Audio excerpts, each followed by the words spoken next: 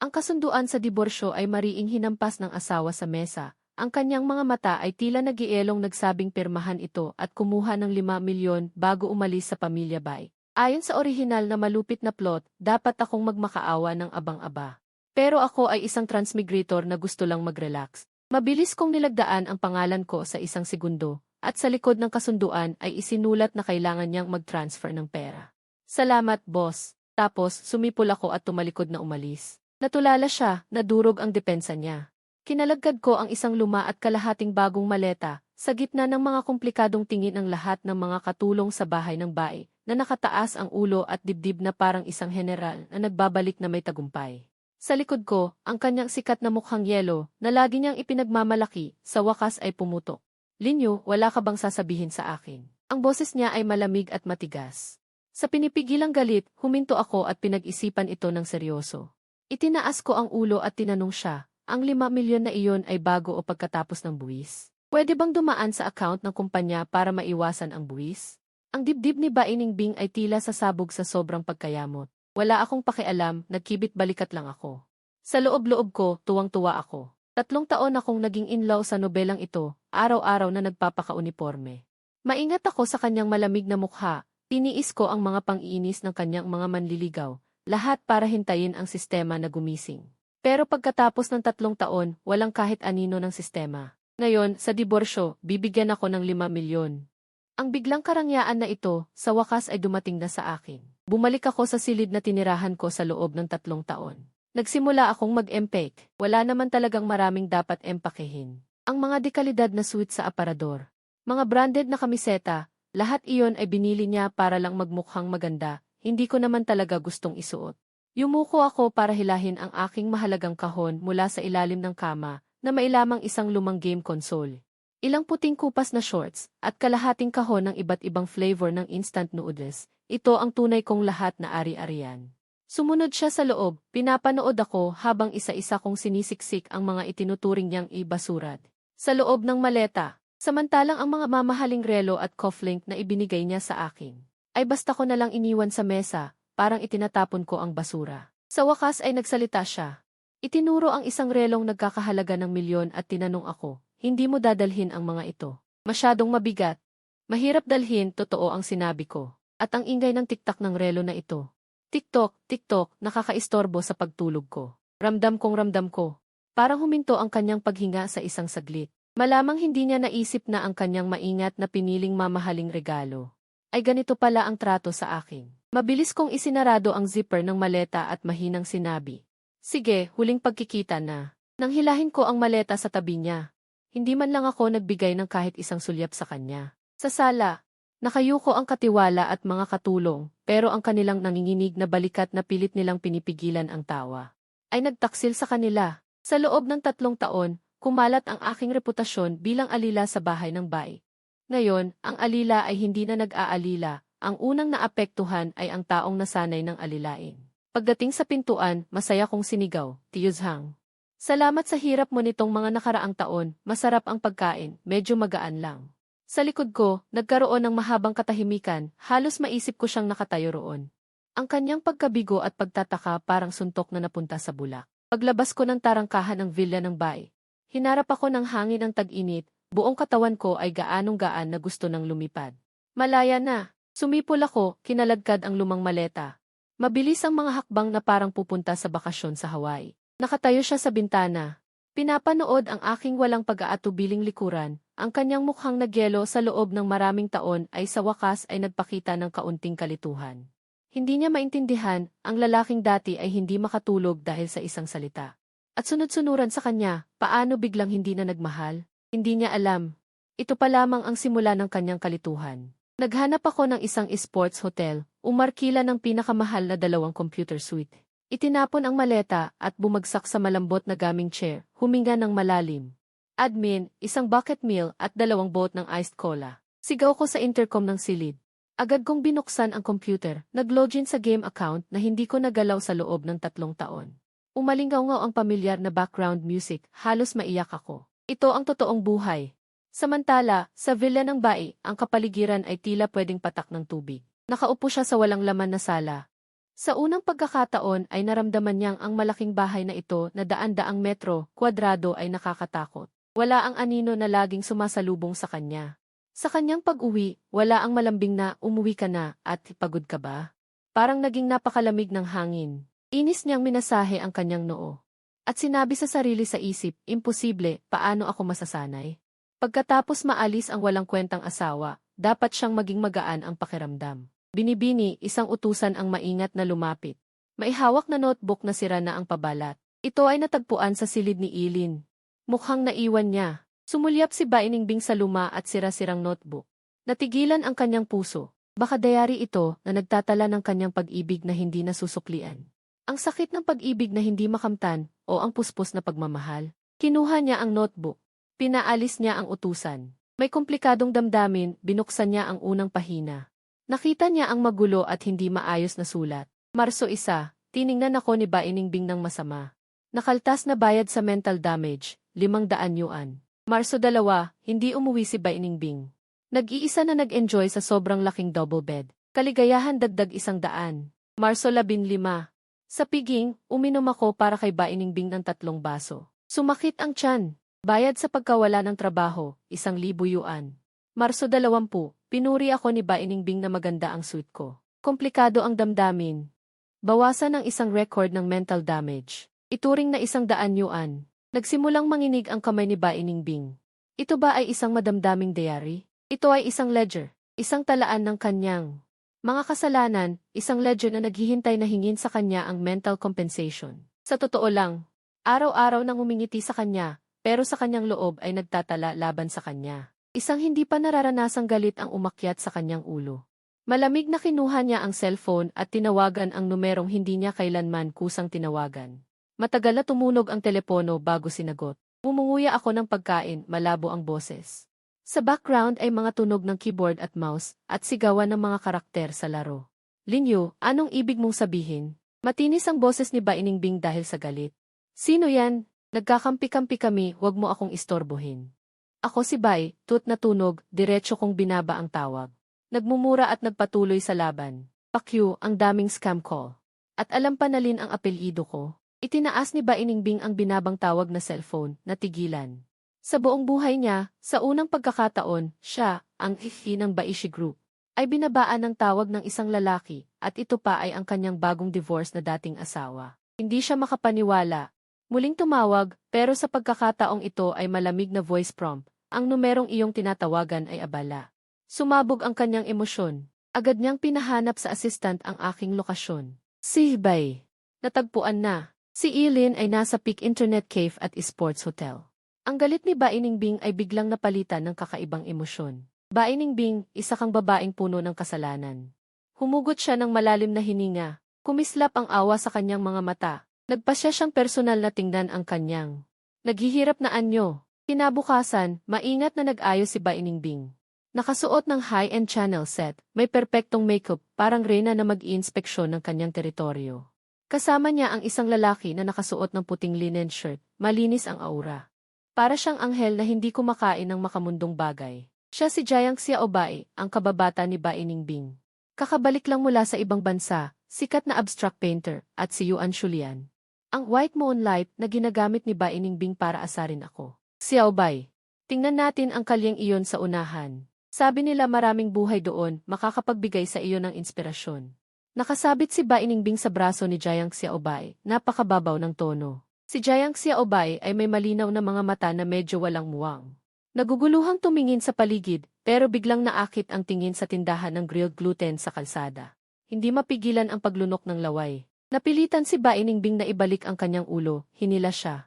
Tuwid na naglakad patungo sa Sports Hotel kung nasaan ako. Sa oras na iyon, nakasuot ako ng malalaking shorts, naka-slippers, nakaupo sa hagdan sa harap ng hotel. May hawak na bagong bili na grilled gluten, kumakain na puno ng mantika ang bibig. Sa sandaling makita ako ni Bainingbing. Agad na tumuwid ang likod, nag-anyo ng perpektong peking ngiti, hinigpitan ang pagkakasabit sa braso ni Jiang Xiaobai. Nagkunwaring elegante na lumapit. Linyu, ang galing ng pagkakataon. Ang kanyang boses ay hindi malakas hindi mahina, sapat lang para marinig ng mga tao sa paligid. Tumingala ako. Mumunguya pa ng gluten, malabong sumagot. Para bang hindi napansin ni Bainingbing ang aking pagkagulo. Mahinahong nagsalita, ipapakilala ko, ito si Jayang Xiaobay. Ang kaibigan ko. Sinadya niyang huminto, titig na titig sa aking mukha. Inaasahan na makakita ng selos, galit, kahit kaunting pagkadismaya. Tiningnan ko lang si Jayang Xiaobay, tapos inabot ko sa kanya ang hawak kong grilled gluten stick. Nagbitiw ako ng salita, subukan mo, sobrang sarap. Maraming sauce, sobrang sarap. Agad na nanigas ang ngiti sa mukha ni Bai Ningbing. Pero ang mga mata ni Jayang Xiaobay ay biglang lumiwanag, parang asong nakakita ng buto, tuluyang binabaliwala si Bai Ningbing. Hinihila niya ang braso ko, isang mabilis na hakbang palapit sa akin, at mahigpit na hinawakan ang kamay ko. Ang boses niya ay may hagulgol, pwede ba? Talagang ibibigay mo sa amin? Para lang makakuha ng inspirasyon, 3 araw na akong hindi nakakain ng maayos. Tiningnan ko siyang kaawa-awa. Inabot ko sa kanya ang natitirang kalahating piraso ng gluten stick, para sa iyo. Dahan-dahan lang kumain. Baka mabulunan ka. Si Jayang Xiaobay ay parang nakatagpo ng kayamanan, dumapa sa tabi ko at nagsimulang kumain ng parang gutom na hayop. Si Bai Ningbing ay nakatayo sa kinaroroonan, nakasuot ng mamahaling damit na nagkakahalaga ng ilang daang libo, naka-high heels. Sa simoy ng tag-init, siya ay tuluyang nagulo. Hindi ganito ang script. Hindi ba dapat si Lin Yu ay sumugod at tanungin ako kung sino itong lalaki? Hindi ba dapat siya ay tumingin sa akin ng may sakit? Tanungin kung paano ako nagkaroon ng bagong kasintahan agad. Paano siya nakapagbahagi ng isang piraso ng grilled gluten stick sa kanyang karibal sa pag-ibig? Ang mas nagpabagsak sa kanya ay ang sumunod na nangyari. Matapos kumain ni Jayang Xiaobay ng gluten stick, lumapit ang tindero para maningil, binata, 10 piso. Naguguluhan si Jayang Xiaobay na tumingin sa tindero, tapos lumingon sa akin. Itinuro ko si Bai Ningbing na nasa malayo. Kasama niya ang babaeng iyon. Sa kanya mo singilin. Agad na lumapit ang tindero kay Bai Ningbing. Ang mukha ni Bai Ningbing ay nagkulay asul at puti, labis na nahihiya. Saka lang naramdaman ni Jayang Xiaobay ang sitwasyon at tumakbo palapit. Hinila niya ang braso nito at sinabi, Ningbing, hindi ko dala ang cellphone ko.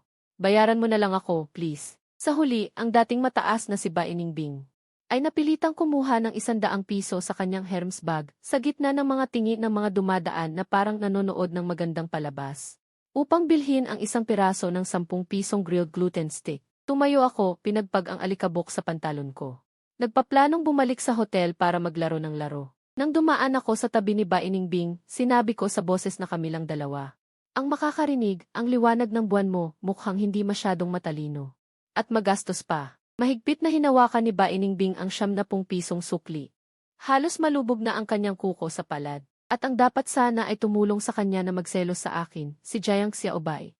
Ay ngayon ay sumusunod sa akin. Puno ng paghanga sa kanyang mga mata, nagtanong, Kuya, saan mo binili ang grilled gluten stick na iyan? Ano pa bang masarap na pagkain ang alam mo? Hindi ako lumingon, alam ko. Instant noodles. Ang niluto kong instant noodles, walang katulad. Ang plano ni Bai Ningbing na gamitin ang kanyang liwanag ng buwan. Ay natapos nang siya ay nag-ambag ng 10 piso. Ngunit hindi siya sumuko. Naniniwala siya na matigas lang ang bibig ko, na mahal ko pa siya. Kaya naman, ang pangalawang gamit na panggulo sa akin ay dumating agad. Si Long Ocean. Siya ang presidente ng Karatig na Long Group at isa sa mga napiling kasosyo sa negosyo ni Bai Ningbing. Tama ang pangalan niya. Parang siya ay lumabas mula sa isang nobelang tsihi noong 10 taon na ang nakaraan. Buhok na makintab, naka-gray na suit, suot na itim na salamin, masikip na suit na bumabalot sa kanyang malakas na katawan. Naglakad na may sariling presensya, para bang kasama siya ng hangin. Noong araw na iyon, katatapos ko lang maglaro sa computer shop. At nagpaplanong kumain ng Lansu beef noodles. Isang napakakapansin-pansing limitadong edisyong Lamborghini. Ang biglang humarang sa harapan ko, muntik nang masagasaan ang tsinelas ko sa paa. Bumukas ang pinto ng kotse. Lumabas si Long Aocean, humakbang ng mahaba, tinanggal ang kanyang salamin at ipinakita ang kanyang inaakalang mukhang mapanukso at mapagmataas. Ikaw ba si Lin Yu? Tumango ako. Sa isip ko, sinong tao ito? Sa isang madilim na sulok, sa loob ng isang ordinaryong Porsche. Si Bai Ningbing ay maihawak na teleskopyo, pinanonood ang nangyayari. Naniniwala siya na ang paghamak gamit ang pera ay hindi kayang tanggapin ng sinumang lalaki. Kinuha ni Long Aocean ang isang tseke mula sa kanyang bulsa. At iniugoy ito ng may galing. Lisanin mo si Bai Ningbing. Ang tsekeng ito na 5 milyong piso. Ay sa iyo na. Inihintay niya akong magalit na sabihin ko ang klasikong linyang huwag mong hamakin ang mahirap na kabataan. Lumiwanag ang mga mata ko, isa na naman itong kusang nagbibigay ng pera. Napakabuti nito. hindi ko kinuha ang tseke. Sa halip, kinuha ko ang cellphone ko, binuksan ang e-code, at inabot sa kanya. Napakataos puso kong mungkahi, pwede bang iskan na lang? Napakahirap na i-cash ang tseke ngayon. At saka, kapag nag-transfer ka, pakilagay na voluntaryong regalo para walang gulo sa huli. Si Long Aoxian ay nanigas sa kinatatayuan. Ang tseke sa kanyang kamay ay umuugoy sa hangin. Ang kanyang mapanuksong ngiti ay nanatiling nakatigil. Hindi ito tama. Dapat galit mong pinunit ang tseke at dinuraan ako sa mukha, hindi ba? Sa loob ng kotse, si Bai Ningbing ay pinipiga ang telescopic lens, si Lin Yu. Saan napunta ang iyong tapang? Nakatitig ako sa naguguluhang ekspresyon ni Long Aoxian, akala niya ay naaawa siya sa pera. Kaya inilapag ko ang telepono at bumuntong hininga, nagpakita ng walang pakialam na ugali. Masyado bang marami? Kung ganoon, wag na lang. Aalis na ako, sa totoo lang. Ang pagkain ng libre sa pamilya Bai ay talagang masarap. May makakain, may inom at hindi na kailangan magtrabaho. Saan ka pa makakahanap ng ganito? Ito ang aking paraan ng pabaliktad na paghawak sa kanya. Tama nga, agad na nagalala si Long Aoxian. Ikaw na walang dangal na lalaki. Paano nagustuhan ni Ningbing ang tulad mo? Hindi ko siya pinansin. Ang aking paningin ay nag-scan, nakita ko ang isang libro sa upuan ng kanyang Lamborghini. Ang pamagat ay napakalinaw. Ang pagsasalita ay dapat may sistema. Ngayon sikat ang pakuluan ang palaka sa malamig na tubig. Naiintindihan mo ba? Natigilan si Long Aoxian, parang natagpuan ang isang kaibigan, lumiwanag ang kanyang mga mata. Talaga? Masigla niyang hinawakan ang aking braso. Sabi ko nga, noong huling sinabi ko kay Ningbing na babae. Matagumpay mong nakuha ang aking atensyon, bakit niya ako pinalayas? Siyempre, ang estilo ng pananalita ay sobrang luma. Ngayon, dapat mong sabihin, ikaw na maliit na bagay talagang nakakaadik. Kailangan may kaunting galit at may kaunting pag-aalaga. Naiintindihan mo ba? Naintindihan. Biglang nagising si Long Aoxian. Sa loob lamang ng ilang minuto, ang sitwasyon ay naging kakaiba. Kasama ang isang bilyonaryo na may hawak na kapangyarihan. Parang tambay sa kalsada, magkatabi na nakaupo sa gilid ng daan, magkadikit ang ulo na pinag-uusapan ang pinakabagong uso sa A-boss literature. Kuya Lin, sa susunod na makita ko si Ningbing, dapat ko ba siyang i-wall slam? O direktang ihagis ang card? Pangit, sobrang pangit. Dapat matuto kang gawin ang kabaligtaran. Karaniwan ay malamig, paminsan-minsan ay ngitian siya, hindi na siya makakatagal. Napakataas, talagang napakataas. Sa malayong Porsche, si Bai Ningbing ay personal na nakasaksi sa kanyang manliligaw. Sa loob ng 3 minuto, ay nasakop ng kanyang dating asawa bilang isang alagad. Ang telescopic lens sa kanyang kamay. Sa isang key crack, ay direktang dinurog niya ito. Hindi ako binigyan ni Long Aoxian ng 5 milyon, gusto pa niyang idagdag ako sa WeChat. Sabi niya gusto niya akong kasamang maglaro, upang maranasan ang pakiramdam ng pagiging hari sa laro. Tiningnan ko ang kanyang puno ng pag-asa na ekspresyon. Pakiramdam ko ay nabuksan ko ang isang bagong mundo. Samantalang si Bai Ningbing ay naging isang taong nakahiwalay sa labas. Ang panahon ng paghihintay ng diborsyo ay hindi pa natatapos. Sa legal na perspektibo, ako pa rin ang asawa ni Bai Ningbing. Ginamit niya ito upang takutin ako, inutusan akong dumalo sa business banquet na idinaos ng pamilya Bai. Lin Yu, kung hindi ka darating, huwag mong asahan na makukuha mo ang 5 milyon. Sa kabilang linya ng telepono, ang kanyang boses ay malamig na parang karayom. Para sa aking internet cafe annual subscription. Pumayag ako. Ako pa rin ang dati kong suot, malaking shorts. Sinelas, at sa labas ay sapilitang isinuot ang isang gusot na t-shirt. Sa pasok ko sa banquet hall, ako na agad ang naging sentro ng atensyon. Lahat ay tumingin sa akin na parang tanga. Bulong-bulungan, iyan ang walang kwentang manugang ng pamilya Bai. Narinig ko na makikipaghiwalay na sa kanya si Bai. Ngayon siya tinawag, malamang ay hiyain siya sa harap ng lahat. Ang suot ay parang pulubi. Talagang ikinahihiya niya ang pamilya Bai. Si Bai Ningbing ay nakasuot ng makintab na pulang party dress. Parang reyna na nakatayo sa gitna ng mga tao, malamig na nakatingin sa akin, naghihintay na mahiya ako.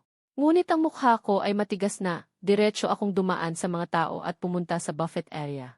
Masarap itong lobster, sariwa rin ang abalon. Habang abala akong kumakain, may sumiksik na tao, Kuya Lin. Tumingala ako.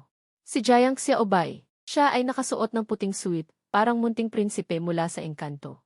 Sa ngayon, may dalang pinggan at may takot na nakatingin sa akin, Kuya Lin. Paano balatan itong lobster? Hinawakan niya ang aking kamay. Napailing na lang ako. Kumuha ako ng isang lobster, mabilis itong binalatan at inilagay ang karne sa kanyang pinggan.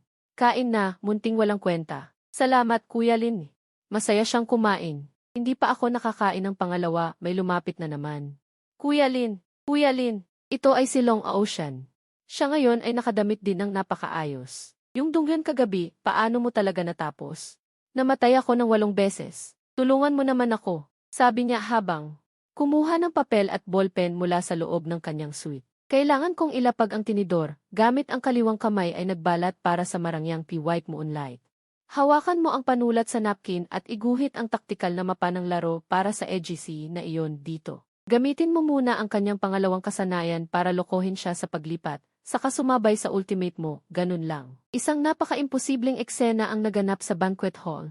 Dapat sana si Bai Ningbing ang bida sa kanyang sariling lugar, pero sa sandaling iyon, lahat ng tingin ay nakatuon sa self-service area sa sulok, kung saan ako. Isang lalaking basura na naka-shorts at sinelas, ay pinaliligiran ng puting ilaw ni Bai Ningbing at ng kanyang tagahabol na parang isang hari na namumuno sa mundo, samantalang ang tunay na bida na si Bai Ningbing, nakasuot ng pinakamagarang gown, ay walang kahit isang tao sa tabi niya, naging pinakanakakahiyang tao sa buong venue. Ang kanyang mukha ay naging maputla at pagkatapos ay naging luntian hanggang sa naging itim. Sa wakas, hindi na niya napigilan at lumakad siya patungo sa akin na may mataas na takong na may galit. Linyu, anong ginagawa mo? Tumingin ako sa itaas, may isang piraso ng steak sa bibig ko, mukhang walang muwang. Tinutulungan kitang mag-aliw ng mga bisita. Tingnan mo, ang saya nila. Hindi ba dapat magdagdag ng bayad para sa serbisyong ito? Si Bai Ningbing ay nanginginig sa galit, kumuha ng isang baso ng red wine mula sa tray ng waiter sa tabi, tila babasahin ito sa akin. Ako ay kusang lumihis, pero si Jiang Xiaobai sa tabi ay naisip na ito ay isang masayang laro, at masayang sumigaw, wow, pista ba ng pagbubuhos ng tubig? Gusto ko ring sumali. Kinuha ni Jiang Xiaobai ang isang bote sa mesa, isang hindi pa nabubuksang tsampan, na may ingay na bumukas, itinaas ito sa itaas ng kanyang ulo, at ibinuhos sa kanyang sarili. Ang ginintuang inumin na may bula ay nagpabasa sa kanya hanggang sa buto. Ang buong venue ay biglang natahimik, lahat ay nakatingin na may pagtataka sa basang-basang artistang itong puting ilaw. Ang galaw ni Bai Ningbing ay nagyelo sa hangin, ang baso ng red wine ay nahulog mula sa kanyang kamay at nabasag sa sahig, ang tunog ay napakatalim. Siya ay tuluyang bumagsak, pulang-pula ang mga mata habang matinding nakatingin sa akin, ang boses ay puno ng sama ng loob at kawalan ng pag-asa. Linyu, mas gusto mo pang makipaglaro sa dalawang tangang ito kaysa tumingin sa akin, di ba? Tiningnan ko siyang tila maiiyak, pinunasan ang mantika sa sulok ng aking bibig, at mahinahong sumagot, mas masaya sila kaysa sa iyo. Sa sandaling iyon, nakita ko ang liwanag sa mga mata ni Bai Ningbing na tuluyang namatay. Pagkatapos ng malaking gulo na ito, si Bai Ningbing ay nagkasakit. Si Jiang Xiaobai, na nabasa ng tiyampag, ay walang problema. Si Long Ocean, na nagalit, ay walang problema. Tanging siya, ang mukhang pinakamalakas na reyna, dahil sa sobrang galit at nalamigan ng hangin, ay nagkaroon ng mataas na lagnat at na ospital. Siya ay nakahiga sa FIU ward, maputla ang mukha, sadyang pinigilan ang balita, at pinaalam sa akin sa pamamagitan ng abogado na may opisyal na tono, sumusubok kung mayroon pa akong nararamdaman para sa kanya. Inaasahan na ako ay parang dati, sa oras na siya ay magkasakit, ako ay agad na darating sa kanyang tabi, at mag-aalaga sa kanya buong gabi, maghahain ng tsaa at tubig, magluluto ng lugaw at magpupunas ng katawan. Noong panahong iyon, nasa esports hotel ako kasama sina Long Ocean at Jiang Xiaobai, naglalaro ng laro ng tatlo. Sobrang intense ng laban nang nag-vibrate ang aking telepono at nakatanggap ako ng text message. Alin. Si President Bai ay na-ospital dahil sa acute pneumonia, nasa City Center Hospital, room 301.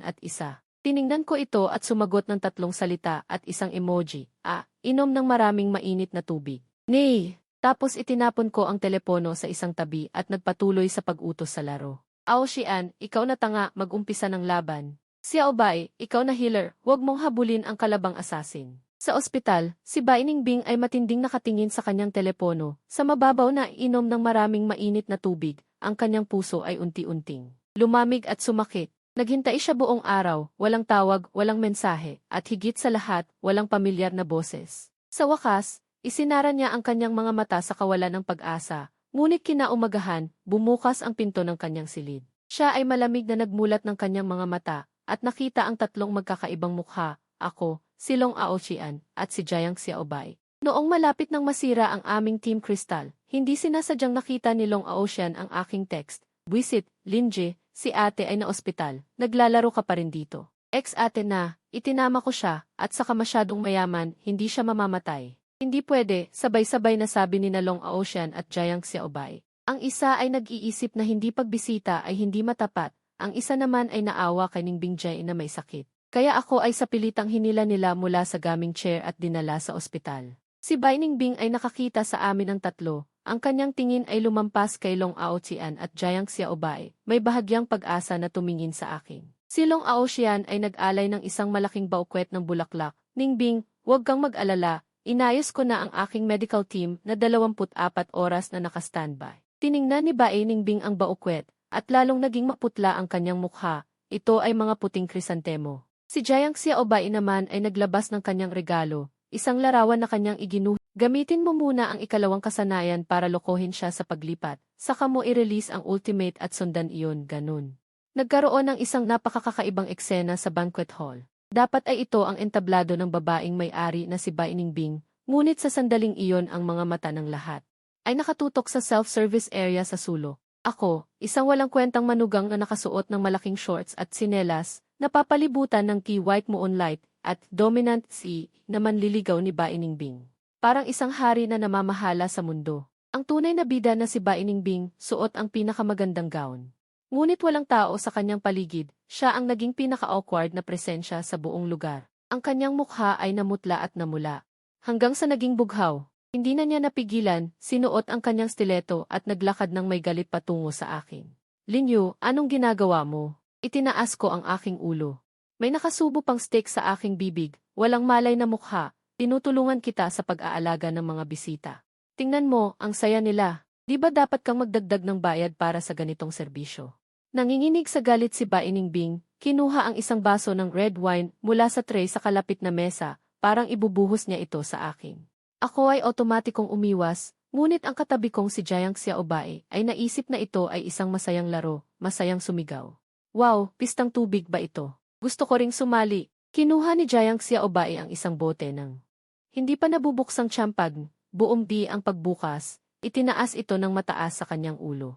At ibinuhos mula sa kanyang sariling ulo pababa. Ang gintong alak na may bula ay binasa siya ng tuluyan. Biglang tumahimik ang buong banquet hall. Lahat ay nakatitig na may pagkabigla sa basang white moonlight artist na ito. Ang galaw ni Bai Ningbing ay nagyelo sa hangin. Ang baso ng red wine ay nahulog mula sa kanyang kamay at nabasag sa sahig. Ang tunog ay napaka-piercing. Siya ay tuluyang nasira, namumula ang mga mata at tinitigan ako ng mariin.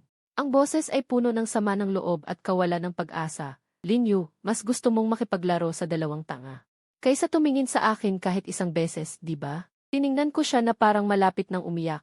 Pinunasan ko ang mantika sa gilid ng aking bibig at mahinahong sumagot. Mas interesting sila kaysa sa iyo. Sa sandaling iyon, nakita ko ang liwanag sa mga mata ni Bai Ningbing. Natuluyang namatay. Pagkatapos ng malakomedya na banquet na iyon, nagkasakit si Bai Ningbing. Si Jiang Xiaobei na nabasa ng champagne ay walang problema, si Long Aosyan na nagalit ay walang problema. Tanging siya, ang tila pinakamakapangyarihang reyna. Dahil sa sobrang galit at pagkakalantad sa malamig na hangin, ay nagkaroon ng mataas na lagnat at na-admit sa ospital. Siya ay nakahiga sa EU ward. Maputla ang mukha, sadyang hinarang ang balita, at pinakuha lang ang kanyang abogado na magsalita sa formal na tono. Inabisuhan ako na siya ay umiiwas dahil nasa puso ko pa siya. Naiisip niya na ako ay gaya ng dati, sa oras na may sakit siya ay unang pupunta sa tabi ng kanyang kama. Buong gabi siyang inalagaan, naghain ng tsaa at tubig, nagluto ng lugaw at pinunasan ang kanyang katawan. Noong oras na iyon, nasa sports hotel ako, kasama sina Long Aosyan at Jiang Xiaobei, tatlo kaming naglalaro. Habang matindi ang laro, nag-vibrate ang telepono ko at nakatanggap ng text. Alin, si President Bai ay na-ospital dahil sa acute pneumonia, kasalukuyan sa City Center Hospital. Room 301. Tiningnan ko ito, sumagot ng 3 salita at isang emoji. O, uminom ng maraming mainit na tubig gili. Tapos itinapon ko ang telepono sa isang tabi at nagpatuloy sa pag-utos sa laro. Aosyan, ikaw na tanga, open team fight. Xiaobei, ikaw na healer, huwag mong habulin ang kalabang assassin. Sa ospital, si Bai Ningbing ay matamang nakatitig sa kanyang telepono. Ang mga salitang uminom ng mainit na tubig na walang gaanong bigat, unti-unting lumalamig at sumasakit ang kanyang puso. Naghintay siya buong araw. Walang tawag, walang mensahe, at lalong wala ang pamilyar na boses. Sa wakas ay pumikit siya ng may pag-asa na wala. Ngunit sumunod na araw ng hapon, itinulak ang pinto ng silid. Bilang na bilang niyang iminulat ang kanyang mga mata, nakita niya ang tatlong magkakaibang mukha, ako, Long Aotian. Jiang Xiaobay. Oras na iyon, ang aming kristal ay malapit ng wasakin. Hindi sinasadyang nakita ni Long Aotian ang aking text. Wow, Lynch, si ate ay na ospital, naglalaro ka pa rito. Ex-at na, itinama ko siya. At masyadong mayaman. Hindi siya mamamatay. Hindi pwede. Sabay na sinabi ni Long Aotian at Jiang Xiaobay. Ang isa ay nagsabing ang hindi pagbisita ay hindi matapat, ang isa ay naaawa kay Ningbing Jie na may sakit. Kaya't ako ay sa pilitan nilang dalawa.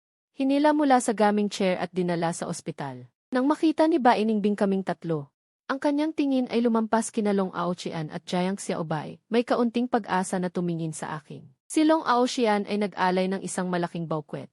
Ningbing, huwag kang mag-alala, inayos ko na ang aking medical team na nakatayo 24 oras.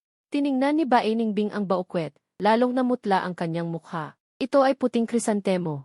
Si Jiang Xiaobay ay naglabas din ng kanyang regalo, isang portrait na pininturahan buong gabi. Ningbing Jie, ito ay para sa iyo. Sana pagkatapos mong makita ito ay mabilis kang gumaling. Si Bai Ningbing ay may payapang ekspresyon sa larawan at ang background ay taimtim. Mukha itong isang larawan ng patay. Umigting ang sulok ng bibig ni Bai Ningbing at sa wakas ay tumingin siya sa akin. Wala akong dala kahit ano. Ikinibit ko ang aking balikat at sinabing bumili silang lahat. Hindi na ako mag-aaksaya pa. Susunod ako sa tawag ng bansa, magiging berde at malinis, magsisimula sa akin. Ang pagtitimpi ni Bai Ningbing ay umabot na sa hangganan. Sumabog siya sa sama ng loob at pinaalis sina Long Aotian at Jiang Xiaobay na may mga matang mamula-mula. Lumabas kayong lahat. Lumabas.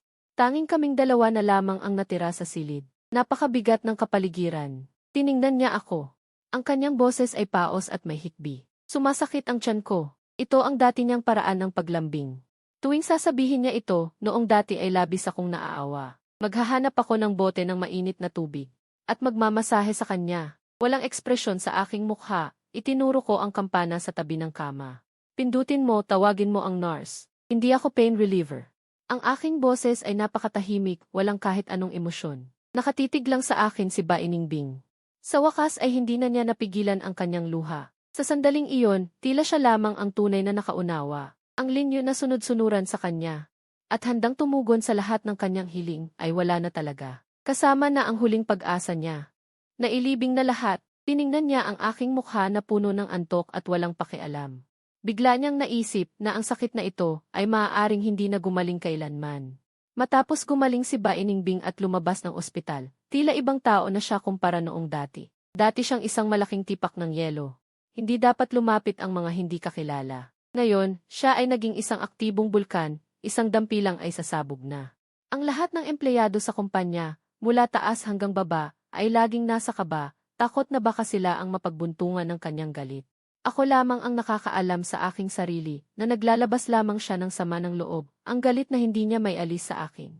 At sa kaguluhang ito, ang pinakamalaking panalo ay sina Long Aotian at Jiang Xiaobay.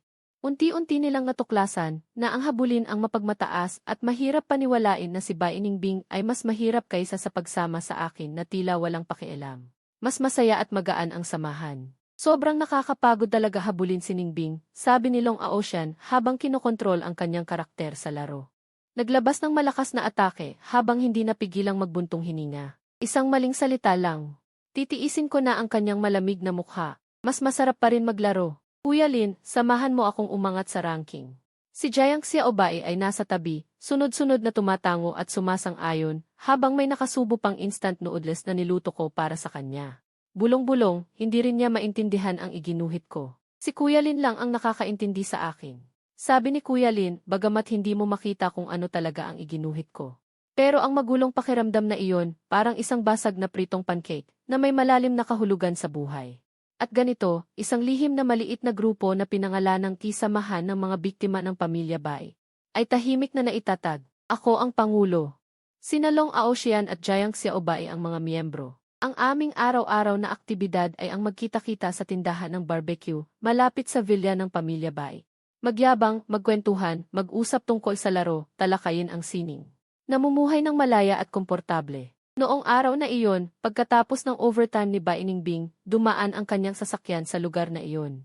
Sa pamamagitan ng bintana ng kotse, isang sulyap lang ay nakita na niya ang eksenang sobrang ingay at saya sa labas. Ang kanyang dating asawa at ang kanyang dalawang manliligaw ay nakaupo sa isang mamantika na mesa, tinatawag ang isa't isa bilang kapatid. Tulad ng dati, umiinom at tumatawa ng walang malasakit. At ang pangunahing pinag-uusapan nila ay siya mismo. Sinasabi ko sa inyo, si Bainingbing ay spoiled na babae. Kung hindi mo siya papagalitan sa loob ng 3 araw, hindi ka na niya papansinin. Itinaas ni Jiang Xiaobai ang kanyang kamay at mahinang nagtanong. Hindi na ba natin siya papansinin simula ngayon? Sabay-sabay na sagot namin ni Long Aoshan. Si Bainingbing na nasa loob ng kotse. Ang kanyang mukha ay naging kasing itim ng ilalim ng kawali. Hindi siya pumayag at nagpa siya na subukang kumbinsihin silang dalawa. Kinabukasan, niyaya niya si Long Aoshan na kumain. Pumunta si Long Aoshan sa takdang oras. Ngunit sa kalagitnaan ng pagkain, tiningnan niya ang kanyang relo at may paghingi ng tawad na sinabi kay Bainingbing. Ningbing, pasensya na talaga. Kailangan ko nang umalis. Kahit na gusto talaga kita, pero nangako na si Kuya Lin na isasama ako maglaro online ngayong gabi. Hindi ako pwedeng mahuli. Natigilan si Bainingbing. Lumingon siya kay Jiang Xiaobai at sinubukan siyang impluwensyahan sa pamamagitan ng sining. Pinakinggan ni Jiang Xiaobai ng mabuti ang kanyang sinabi at pagkatapos ay seryosong sinabi sa kanya, Ate Ningbing. Sabi ni Kuya Lin, madalas magalit ang babae ay madaling magkaroon ng kulubot at magkakaroon din ng hormonal imbalance. Dapat matuto kang panatilihing magaan ang loob. Tuluyang nawala ng masabi si Bainingbing. Sa wakas ay huli na niyang natuklasan. Na sa maliit na grupong ito, siya ay tuluyan ng na-isolate. Siya ang tunay na tagalabas. Sa sobrang galit, gumawa siya ng mapaghiganting desisyon. Tinawagan niya ako. Nagbabala siya ng malamig, Linyu, binabalaan kita. Lumayo ka sa kanila, kung hindi, wag mo nang asahan na makukuha mo ang 5 milyon mong sustento. Akala niya sa ganoon ay makokontrol niya ako. Sa kabilang linya ng telepono, kasama ko si Long Aoshan na nakaupo sa gilid stall. Mahinahon kong sinabi sa telepono, naunawaan ko at agad ibinaba ang tawag. Inilahad ko ang kamay kay Long Aoshan, medyo gipit ako ngayon. Pahiram ng pera panggastos. Walang sabi-sabi si Long Aoshan, kumuha siya ng isang itim na card mula sa kanyang wallet. Ipinatong niya ito sa palad ko ng may lakas, walang problema, bro. Ang password ay 6 na 8. Ay spend mo lang kahit magkano. Kapag naubos, sabihin mo lang sa akin. Hawak ko ang itim na card. Humalakhak ako ng mahina, patungo kay Bainingbing na natigilan na sa kabilang linya. Baka nakalimutan niya, mas mayaman ang karibal niya kaysa sa kanya. At ngayon, gifit ko na siya. Ang plano ng paghihiganti ni Bainingbing ay sunod-sunod na nabigo. Dahil dito, siya ay lubhang na stress. Ngunit hindi nagtagal. Isang bagay na mas nakasira sa kanya ang nangyari. Ang lihim na presyo ng isang mahalagang proyekto ng Bai Group ay nalik. Ibig sabihin nito, kailangan hindi lamang magbayad ng malaking penalty ang kumpanya, kundi haharap din ito sa matinding krisis sa reputasyon. Maaari pa itong direktang mapaharap sa bangkarota. Si Bainingbing ay halos masira na. Ikinulong niya ang sarili sa opisina. Araw-araw at gabi-gabi niyang sinusuri ang mga account at sinisiyasat ang lahat ng empleyadong may access sa pangunahing lihim. Ngunit wala pa rin siyang natagpuan. Napakalalim ng pagkakatago ng traidor. Ang buong kumpanya ay nababalot ng isang mabigat at madilim na ulap, at ako walang alam sa lahat ng ito. Ako mismo ay nahaharap sa sarili kong krisis sa kaligtasan. Naubos ko na ang perang pinautang sa akin ni Long Aoshan. Dahil sa mahal na bayad sa esports hotel, wala akong perang pambayad. Pinalayas ako ng diretsyo. Sa sobrang kagipitan, naisip ko ang isang perpektong lugar, ang server room ng Bai Group. Noong dati akong nagmamaintenance, para madali akong matawagan ni Bainingbing, binigyan niya ako ng isang access card na gamit sa buong kumpanya. Sa galit niya noong hiwalayan namin, nakalimutan niyang bawiin ang card. Ang server room ay may pare-parehong temperatura at halumigmig, bukas ang aircon 24 oras. Tahimik at ligtas, perpektong libreng tuluyan. Kaya sinamantala ko ang dilim ng gabi. Tahimik akong pumasok sa server room. Humanap ako ng nakatagong likod ng isang rack, naglatag ng karton at natulog na. Sa kalagitnaan ng gabi, nagising ako sa mga bulong na tila may masamang balak. Wala kang dapat ipag-alala, Presidente Wang.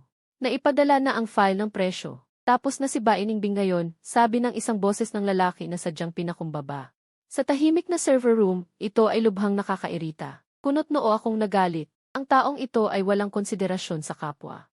Sa kalaliman ng gabi, tumatawag sa lugar kung saan natutulog ang iba. Inilabas ko ang aking telepono at pinindot ang record button. Balak kong mag-iwan ng ebidensya para ireklamo siya sa administrasyon dahil sa ingay kinaumagahan. Kinaumagahan. Nagising ako dahil sa gutom. Pupungas-pungas akong lumabas ng server room, naghahanap ng makakain sa pantry. Sa pagdaan ko sa pinakamalaking conference room, narinig ko ang nag-aalboroto at galit na sigaw ni Bainingbing. Imbestigahan! Imbestigahan ninyo ng mabuti. Kahit abutin pa kayo ng 3 metro sa ilalim ng lupa, hulihin ninyo ang traidor na ito. Diretso kong binuksan ang pinto at inilabas ang ulo. Sino iyan?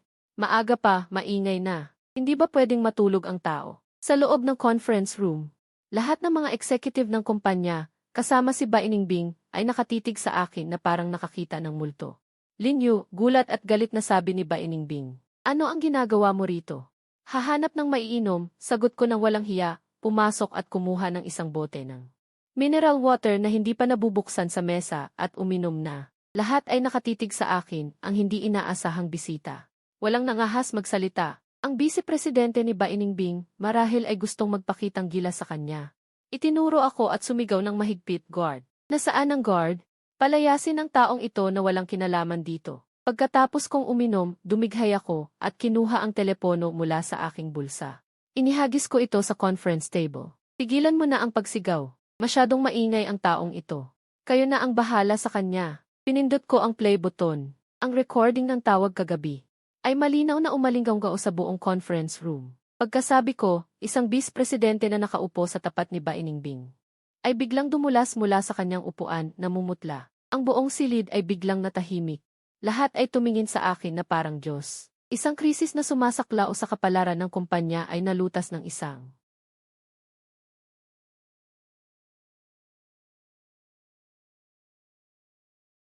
taong hindi niya inaasahan. Ang nagligtas sa buong Bai Group ay ang kanyang pinakamababang tingin na dating asawa na naka-shorts at sinelas. Ang krisis sa kumpanya ay nalutas at ang traidor ay napunta sa kulungan. Nais ni Bainingbing na magdaos ng salu-salo para sa aking tagumpay at bigyan ako ng bonus, ngunit hindi na kailangan ng ganoong abala. Diretso kong tinanggihan, ilipat na lang sa account ko ang pera. Alam mo naman ang account number ko. Nakita ni Bainingbing na hindi ako kumikibo sa kanyang mga alok, at sa unang pagkakataon ay nakaramdam siya ng matinding kawalan ng pag-asa. Hindi niya maintindihan kung anong klaseng tao ako. Kaya nagsimula siyang magrepaso ng bawat sandali ng aming 3 taong pagsasama. Inilabas niya ang lahat ng footage ng kilis ng kumpanya. Binalikan niya ang lahat ng dokumento ng proyekto at natuklasan ang maraming detalye na hindi niya napansin noon. Sa isang salu-salo, may isang lalaking kliyente na lasing at gusto siyang hawakan. Si Linyu ang tahimik na humarang sa kanya, uminom ng isang buong bote ng puting alak para sa kanya, at inabot ng kalahating oras bago siya nakaalis. Sa isang negosasyon, nang patay na ang usapan, si Linyu ang tila walang kwentang nagkwentuhan at hindi sinasadyang nagbigay sa kanya ng ideya. Natagpuan ang susi sa paglutas ng problema. Hindi mabilang na beses, tahimik niyang inayos ang mga bagay na ayaw niyang asikasuhin at hinarang ang lahat ng problema para sa kanya. Hindi kailanman binanggit ni Linyu ang mga ito.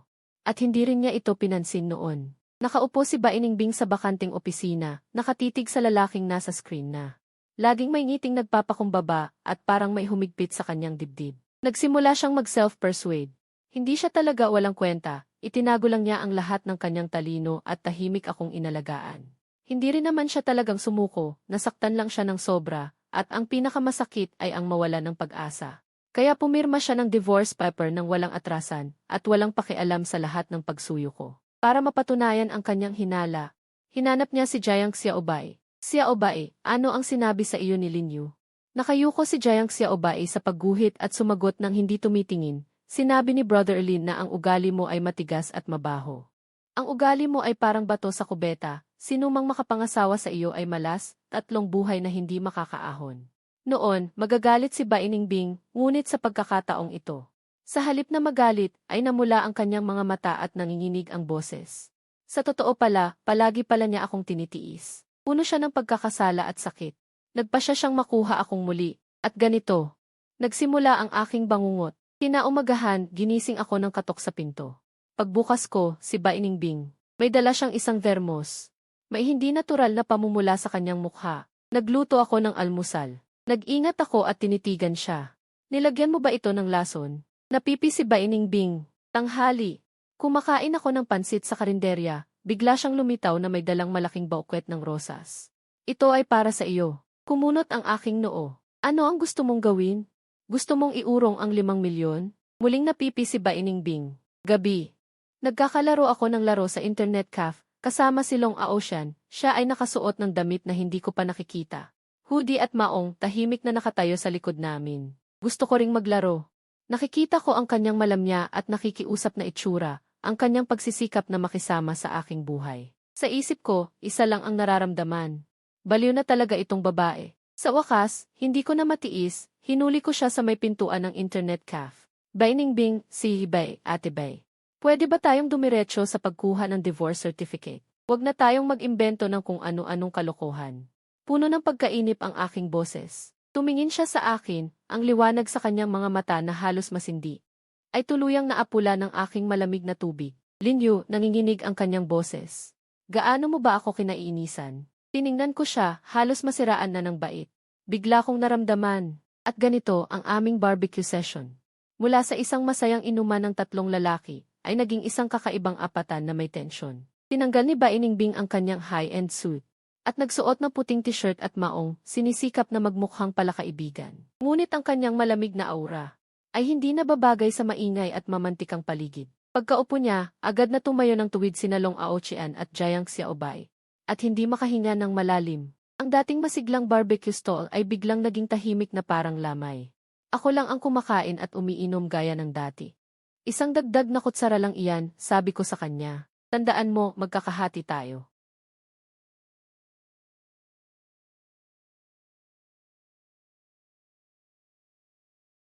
Pinili niya ang katotohanan. Natakot sina Long Aochian at Jiang Xiaobai na magtanong. Ang gawaing ito ay napunta sa akin. Umuya ako ng toothpick at walang pakialam na nagsalita. Yung 5 milyon, kailan ba talaga ipapadala? Biglang natahimik ang lahat. Namutla ang mukha ni Bainingbing. Nang turno na niya akong tanungin. May tensyon at pag-asa sa kanyang mga mata. Linyu, Kung Tsi. Kung maaari ulit, papakasalan mo pa ba ako? 402 si Long Aoshian at Jiang Xiaobai ay pilit na sinisipa ang aking mga paa sa ilalim ng mesa at patuloy na nagpapahiwatig sa akin gamit ang kanilang mga mata. 403 magsalita ka ng malalambot na salita. Masakit na masakit ang aking bukong-bukong sa kakasipa at nakita ko sa mga mata ni Bainingbing 404 ang muling nag-alab na liwanag. Kaya't naglinis ako ng lalamunan at nagsalita ng buong seryoso. 405 hindi. Malinaw kong nakita ang sinag ng liwanag sa kanyang mga mata 406 na biglang nabasag. Ngunit nagpatuloy pa rin ako sa pagsasalita. Ang pagiging soft rice ay masarap, 407, ngunit ang kalayaan ay mas mahalaga kaysa sa anuman. Kung diretso mo na lang akong bibigyan ng pera, hindi na kailangan magpakasal, 408 iyon ang pinakamabuti. Biglang naging nagyelo ang atmosfera. Hindi na napigilan ni Bainingbing ang kanyang emosyon. 400 sinunggaban niya ang mga serbesa sa mesa, sunod-sunod na ininom. Hindi nagtagal ay lasing na lasing siya. 4-0 dahil sa kalasingan, bigla siyang dumapa sa aking mga bisig. Pinilipit ako at umiyak ng malakas. Linyu, 411, hindi na ako makikipaghiwalay. Kahit mamatay ako, hindi ako makikipaghiwalay sa iyo. Ang mainit at malambot na katawan ay dumikit sa akin. 412, ngunit para akong nakuryente. Agad kong itinaas ang aking mga kamay sa posisyong sumusuko. 413 ay. Huwag kang magpanggap na nabiktima. Nagmamadali akong sumigaw sa tabi 414 na kinalong Aoshian at Jiang Xiaobai na nakatulala. Kayo dalawa, saksihan ninyo ako. Siya ang kusang dumapa sa akin.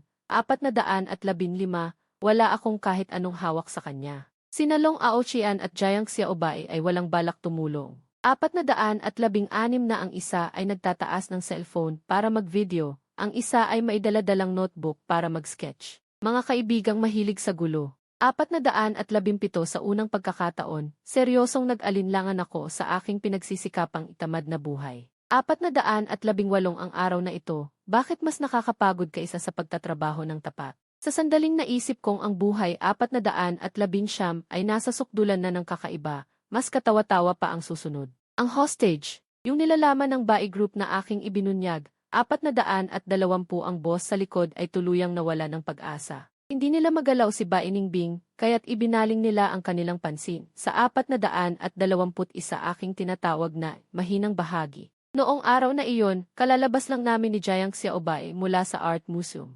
422 pumunta kami roon dahil pilit niya akong pinanood ang kanyang eksibisyon. Siyempre, buong oras akong inaantok sa gilid. 423 kalalabas lang namin ng pintuan, biglang huminto sa harap namin ang isang itim na van. 424 bumaba mula sa van ang ilang malalaking lalaki. Walang sabi-sabi, isinako kami ni Jiang Xiaobei sa sako, 425 at direktang dinala kami. Nang magkamalay ako, nasa loob na ako ng isang inabando ng bodega. 426 kami ni Jiang Xiaobei ay itinali sa magkahiwalay na poste. Pareho kaming may tela na nakasaksak sa bibig. 427 ilang kidnapper ang nakapaligid sa amin. Ang lider na may peklat sa mukha ay tumatawag kay Bai Ningbing. 428 Bai Ningbing, ang asawa mo at ang iyong boytoy ay nasa aking kamay. 429 kung gusto mong mabuhay silang dalawa, maghanda ka ng 10 milyon na cash. Huwag mag-ulat sa pulis. 430 si Bai Ningbing sa kabilang linya. Naiisip ko kung gaano siya kabaliw sa pag-aalala.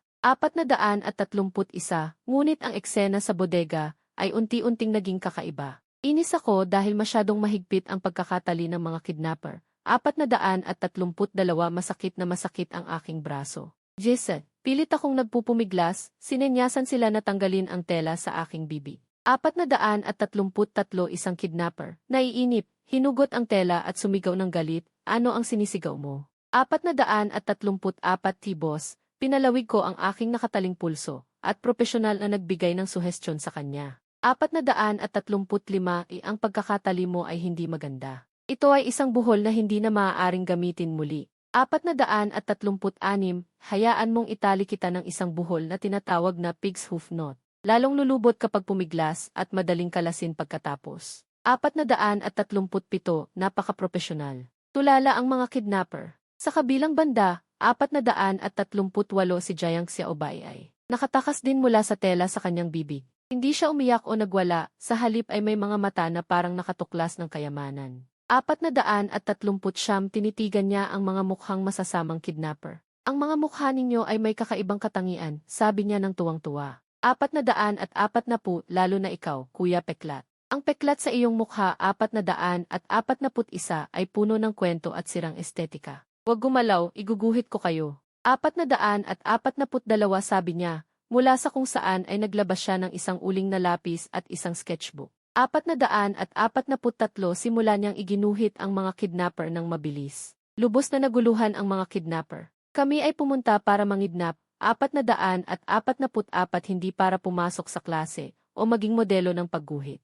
Makalipas ang isang oras, 445 ang leader ng kidnapper na si Peklat ay tuluyang nawala ng pag-asa. Kinalagad ko siyang makipag-usap tungkol sa buhay, mula sa career prospects ng kidnapping industry, 446 hanggang sa epekto ng inflation sa halaga ng ransom. Sa wakas, nakumbinsi ko siya 447 na ang industriyang ito ay walang kinabukasan, mas mabuti pang sumama sa akin sa ilalim ng tulay para maglagay ng screen protector. At si Jiang Xiaobei, 448 natapos na ang kanyang obra. Inabot niya ang drawing kay Peklat. Sa drawing, ang mga kidnapper ay pawang may berdeng mukha at pangil, 449 para silang mga demonyong galing sa impyerno. Boss, tingnan mo. 450, nakuha ko. Sinalong Aoshian at Jiang Xiaobei ay malakas na sinisipa ang aking paa sa ilalim ng mesa, patuloy na nagpapahiwatig sa akin gamit ang kanilang mga mata. Magsalita ka ng mahinahon. Masakit ang bukong-bukong ko sa pagsipa, at nakita ko rin sa mga mata ni Bai Ningbing ang muling nag-alab na liwanag, kaya't nilinaw ko ang aking lalamunan at seryosong nagsalita. Hindi, malinaw kong nakita ang liwanag na iyon sa kanyang mga mata, na biglang nagkawatak-watak, pero nagpatuloy pa rin ako sa pagsasalita. Masarap kumain ng libreng pagkain. Ngunit mas mahalaga ang kalayaan. Kung direktang bibigyan mo ako ng pera, hindi na kailangan magpakasal. Iyon ang pinakamainam. Agad na naging napakalamig ang kapaligiran. Hindi na napigilan ni Bai Ningbing ang kanyang emosyon. Dumampot siya ng mga beer sa mesa at sunod-sunod na ininom hanggang sa malasing ng husto. Sa impluwensya ng alak, bigla siyang sumugod sa aking mga bisig, hinila at iniyakan ako ng malakas. Ling Yu, hindi na ako makikipaghiwalay. Hindi ako makikipaghiwalay sa iyo kahit mamatay ako. Ang mainit at malambot na katawan ay dumikit sa akin. Pero para akong nakuryente, agad kong itinaas ang dalawang kamay sa posisyong sumusuko. Ay, huwag kang mag-akusa. Nagmamadali akong tumingin sa tabi. Kinalong Aochian at Jiang Xiaobei na nakatulala at sumigaw, kayo ang magpatotoo para sa akin. Siya ang sumugod sa akin. Hindi ko man lang siya nahawakan. Silong Aochian at Jiang Xiaobei ay talagang walang balak tumulong. Ang isa ay may phone na nagre-record, ang isa ay may notebook na gumagawa ng sketch. Mga kaibigang mahilig sa gulo. Sa unang pagkakataon, nagkaroon ako ng malalim na pagdududa sa aking pinagsisikapang buhay na walang pakialam. Ang buhay na ito, bakit mas nakakapagod pa kaysa sa simpleng pagtatrabaho? Nang akala ko ang buhay ay sobra ng kakaiba, mas nakakatawa pa ang sumunod. Ang hostage, ang nilalaman na inihayag ko tungkol sa Bai Group. Ang boss sa likod ay tuluyang nagalit. Hindi nila magalaw si Bai Ningbing kaya naisipan nilang puntiryahin. Ang tinatawag kong kahinaan. Noong araw na iyon, kalalabas lang namin ni Jiang Xiaobei mula sa Art Museum. Pumunta kami roon dahil pilit niya akong hinila para manood ng kanyang art exhibit. Siyempre, buong oras akong nakaidlip sa tabi. Pagkalabas namin ng pinto, biglang huminto sa harap namin ang isang itim na van. Dumating ang ilang malalaking lalaki at walang sabi-sabi. Isinakbo kami ni Jiang Xiaobei sa sako. At diretso kaming dinala. Nang magkamalay ako, nasa loob na ako ng isang abandonadong bodega. Si Jiang Xiaobei at ako ay itinali sa dalawang magkahiwalay na poste, may tela sa aming mga bibig. Ilang kidnapper ang nakapaligid sa amin. Ang pinuno na may peklat sa mukha ay tumatawag kay Bai Ningbing. Bai Ningbing, ang asawa mo at ang iyong kabit ay nasa aking kamay. Kung gusto mong mabuhay silang dalawa, maghanda ng 10 milyong piso sa pera at huwag tumawag ng pulis. Sa kabilang linya ng telepono, si Bai Ningbing, naakala ko kung gaano siya kabaliw na nag-aalala. Ngunit ang eksena sa bodega ay unti-unting napunta sa kakaibang direksyon. Inisip ko na masyadong mahigpit ang tali ng mga kidnapper. Masakit ang braso ko, nagpumiglas ako at sinenyasan silang tanggalin ang tela sa aking bibig. Isang kidnapper na nainip na hinugot ang tela at sumigaw ng galit, ano ang ingay mo? Ate, inikot-ikot ko ang nakatali kong pulso at propesyonal na nagbigay ng payo sa kanya. Ang pagkakatali mo ay hindi magaling, dead note ito. Hindi mo ito magagamit muli sa susunod. Gagawan kita ng buhol na humihigpit kapag pumipiglas at madaling kalasin, tawag ay buhol ng paa ng baboy. Napaka-propesyonal. Napatanga ang mga kidnapper. Sa kabilang banda, si Jiang Xiaobei ay nakawala rin sa tela sa kanyang bibig. Hindi siya umiyak o nagwala, bagkus ay may mga matang parang natagpuan ang kayamanan. Tumitig sa mga mukhang masasamang kidnapper. Ang mga itsura ninyo ay sobrang katangi-tangi, masaya niyang sinabi. Lalo na ikaw, Kuya Pilat, ang pilat sa iyong mukha. Puno ng kwento at basag na estetika. Huwag gumalaw, iguguhit ko kayo ng sketch. Habang nagsasalita, kung saan-saan niya kinuha ang isang charcoal pencil at isang sketchbook. At nagsimulang gumuhit ng mabilis sa mga kidnapper. Tuluyang naguluhan ang mga kidnapper. Kami ay nandito para mangidnap, hindi para mag-aral o maging modelo ng pagguhit. Makalipas ang isang oras, ang leader ng kidnapper na si Pilat ay diretsyo na nasira ang kalooban. Kinalagad ko siya para mag-usap tungkol sa buhay, mula sa career prospects ng kidnapping, hanggang sa epekto ng inflation sa halaga ng ransom, at sa huli ay napasuko ko siya. Sinabi ko na walang kinabukasan ang trabahong ito, mas mabuting sumama sa akin sa ilalim ng flyover para maglagay ng screen protector. At si Jiang Xiaobei, natapos na ang kanyang obra, iniabot ang drawing kay Pilat. Sa drawing, ang mga kidnapper ay pawang may berdeng mukha at pangil. Parang mga demonyong umahon mula sa impyerno. Kuya, tingnan mo. Nakuha ko ang pagpupumiglas at ligaw na espiritu sa kaibuturan ng inyong kaluluwa. Si Pilat ay tumingin sa drawing na iyon. Nang iguhit ko ang sarili bilang isang halimaw, nanginginig na ang aking kamay, hindi ko mapigilan. Sa sandaling iyon, isang malakas na putok ang narinig, ang pintuan ng bodega ay sinipa ng isang tao. Si Bai Ningbing ay kasama si Long Aotian. At ang isang hanay ng mga itim na nakaunipormeng bodyguard sa likod ay sumugod ng may galit. Si Lin Yu. Ang boses ni Bai Ningbing ay puno ng hikbi, ngunit sa susunod na segundo, siya at ang grupo ni Long Aotian ay nakakita ng isang eksena na hindi nila malilimutan sa kanilang buhay. Ako ay kasama ng 3 mga ngidnap. Nakapaligid sa isang kahon na gawa sa kahoy, lubos na nakatuon sa paglalaro ng pusoy 2. Isang peres ng 3.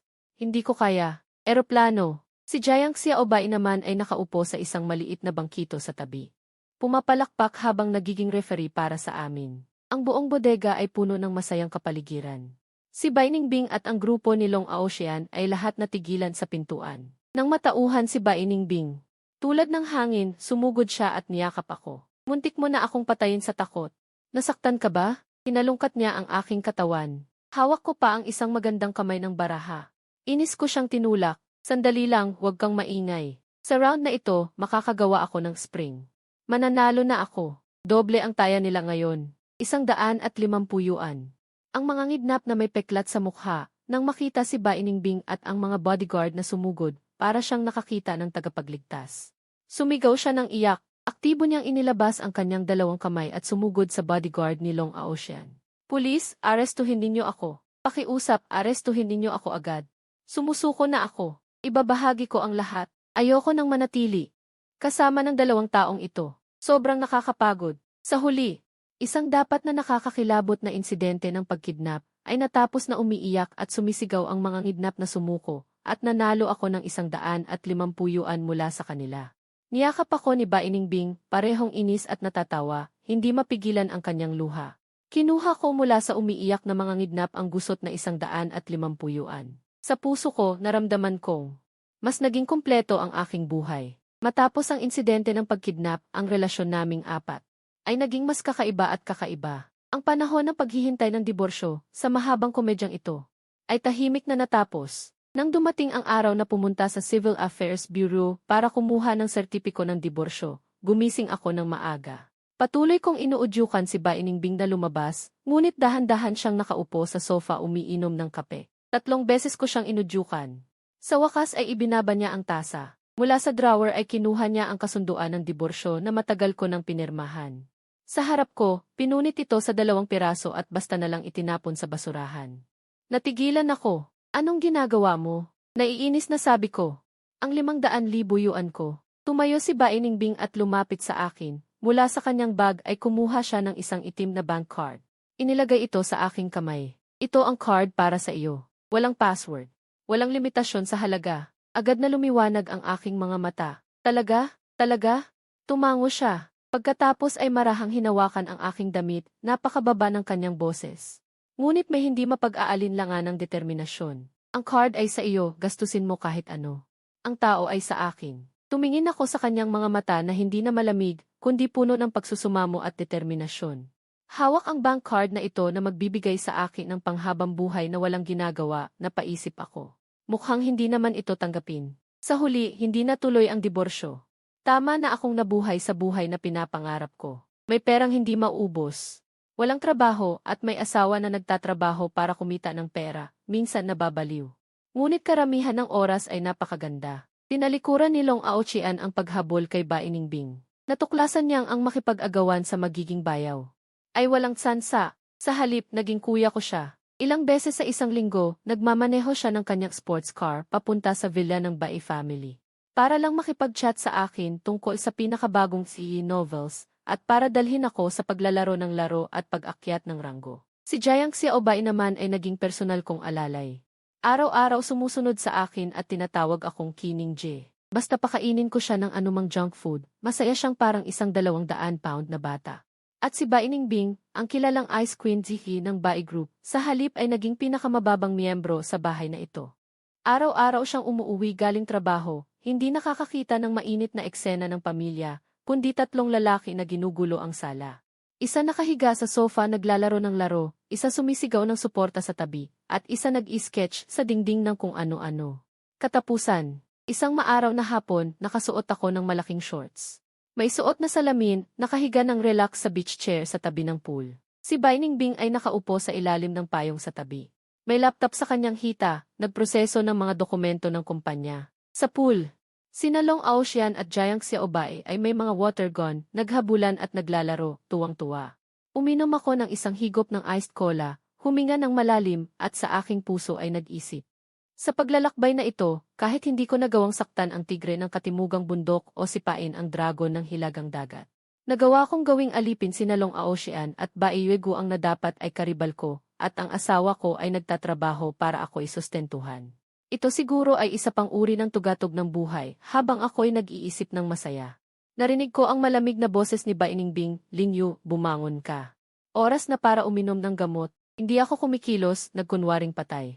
Dala niya ang isang mangkok ng itim na tradisyonal na gamot, may lumulutang na mga pulang datiles at goji berries sa ibabaw. Ito ang pampalakas na ipinabili ko sa isang matandang doktor para sa iyo.